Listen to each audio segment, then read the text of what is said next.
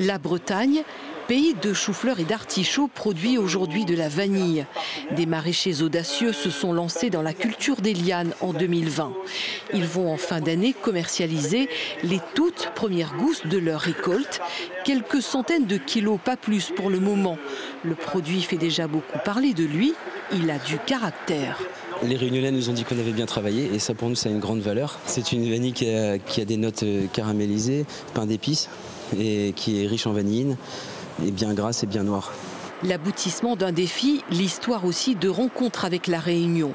Depuis, nos deux régions et leurs coopératives travaillent ensemble, échangent leur savoir-faire, partagent leur technicité pour porter leur noir au plus haut niveau sur un marché très spéculatif. Le marché est encore vaste, on a encore de quoi faire, il y a du potentiel. Après,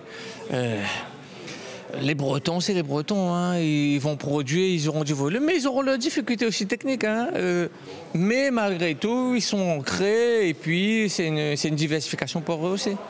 Faut-il aussi avoir peur de cette vanille bretonne? Non, disent les producteurs locaux qui préfèrent parler de complémentarité. Ils sont vraiment sur un marché métropolitain, sur une commercialisation métropolitaine. D'accord ?